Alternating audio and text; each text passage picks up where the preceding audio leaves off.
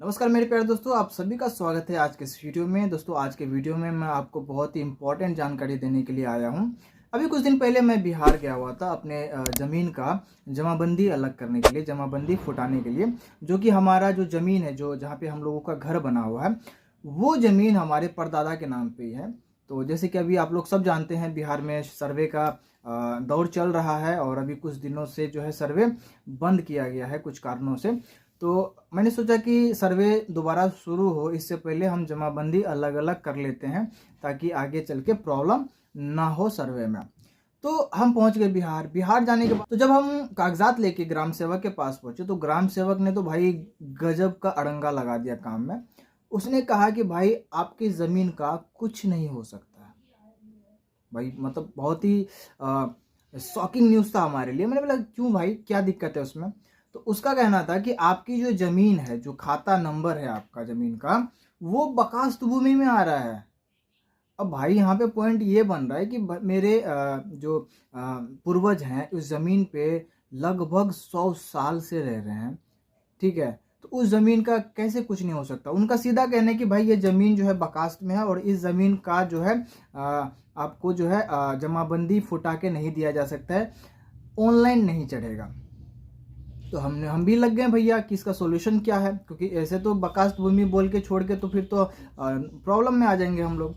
तो हमने इसका सॉल्यूशन ढूंढते ढूंढते हमें जो सॉल्यूशन मिला, तो सबसे पहले हमें करना ये पड़ा कि उस ज़मीन का पहले तो वंश वृक्ष बनाना पड़ा, ठीक है? तो जो भी वंश वृक्ष हमारे परदादा से लेके हमारे तक, वो उसका वंश वृक्ष हमने तैयार करवाया। उसके बाद नेक्स्ट स्टेप ये था कि सरकारी अमीन को अप्लाई करना, ठीक है? तो हमने सरकारी अमीन के लिए अप्लाई किया। एक गवर्नमेंट वेबसाइट है बिहार में, emaapi.bihar.gov.in, ये वेबसाइट है और इस पे जो है आप जो है अमीन को बुक कर सकते हैं, सरकारी अमीन को। ध्यान रहे यहाँ पे जो है आप लोग एक गलती मत कीजिएगा कि प्राइवेट अमीन को मत बुलाइएगा, क्योंकि कई क्षेत्र में ऐसा होता है कि प्राइवेट अमीन का जो है ना वैल्यू नहीं देते उसके रिपोर्ट का, है ना? कई जगह होता है कि खाने के चक्कर में नहीं देता है, समझ रहे? तो बहुत तरह की चीज़ है, तो रिस्क ना लेके आप सीधा जो है गवर्नमेंट अमीन के लिए अप्लाई कर दें। तो वहाँ पे आपको एक एक्नॉलेजमेंट नंबर मिल जाता है और लगभग करीबन 3-4 दिन के बाद जो है आपके पास एक नोटिफिकेशन आ जाता है कि अमीन जो आपके पास आ रहा है उसके लिए आपको पेमेंट पे करना है। तो भुगतान के लिए एक मैसेज आता है, तो वो पेमेंट देना पड़ता है ऑनलाइन ही। तो वो जैसे आप पेमेंट दे देते हैं, सबमिट कर देते हैं पेमेंट को, तो आपको जो है एक अमीन शेड्यूल कर दिया जाता है आपके लिए, और उसका डेट टाइम वगैरह सब कुछ जो है आपको प्रोवाइड कर दिया जाता है कि फलाने डेट में इस टाइम में जो है आपके पास एक सरकारी अमीन आएगा, उसका नाम नंबर सब आपको मिल जाता है।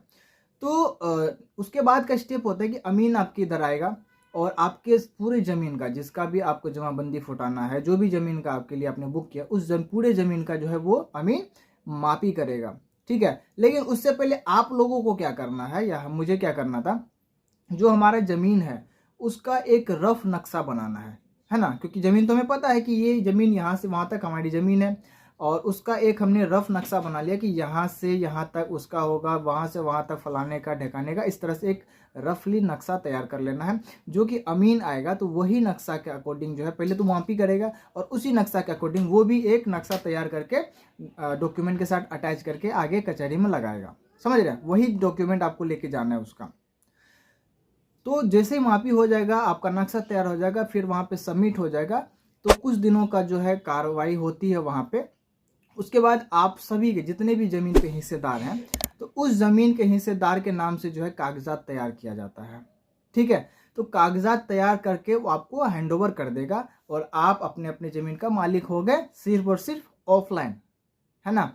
ऑनलाइन नहीं चढ़ेगा, ठीक है? जो ग्राम सेवक ने कहा था कि ऑनलाइन नहीं चढ़ेगा, वाकई ये ज़मीन फिर ऑनलाइन नहीं चढ़ती है। आपको आपके प्रूफ के लिए आपके नाम से ऑफलाइन कागजात एक जो है हार्ड कॉपी आपको प्रोवाइड कर दिया जाएगा। सॉफ्ट कॉपी वो अपलोड नहीं होगा, वहाँ ऑनलाइन नहीं चढ़ेगा। 2023 तक प्रावधान था कि बकास्त भूमि जो है आप अपने नाम से ऑनलाइन चढ़वा सकते थे, लेकिन 2024 में सख्त नियम बना दिया गया है कि बकास्त भूमि ऑनलाइन नहीं चढ़ेगा किसी के नाम पे, ठीक है? तो अगर आपको बकास्त भूमि नहीं पता है कि बकास्त भूमि होता क्या है, तो मैंने इस पर एक डिटेल वीडियो बना रखा है। आप ऊपर आई बटन पे क्लिक करके आप देख सकते हैं कि बकास्त भूमि किसको कहते हैं। आज के डेट में 2024 में 2024 से जो है बकास्त भूमि का जो भी जमीन है, अगर मान लीजिए रेलवे निर्माण में जा रहा है, अस्पताल निर्माण में जा रहा है, स्कूल निर्माण में जा रहा है, मतलब सरकारी किसी भी कार्य में अगर वो जमीन जा रहा है तो भाई साहब आपको मुआवजा नहीं मिलेगा। हमारे यहाँ अभी बहुत सारी ऐसे ज़मीन है जो कि रेलवे निर्माण में चला गया है और उस ज़मीन का मालिक जो उस ज़मीन पे उसके पूर्वज 100 साल से रह रहे थे, वो मुआवजे के लिए आज भी धक्के खा रहे हैं, लेकिन अभी तक मुआवजा उसको नहीं मिला। आपको फाइट करना पड़ेगा। हो सकता है जब आपके पास सारे कागजात हैं, शुरू से अंत तक सारे कागजात हैं, फाइट करना पड़ेगा। 1 साल 2 साल 3 साल 4 साल 5 साल 10 साल फाइट करते करते हो सकता है कभी आपको मुआवजा मिल जाए तो मिल जाए, लेकिन आसानी से नहीं मिलने वाला है।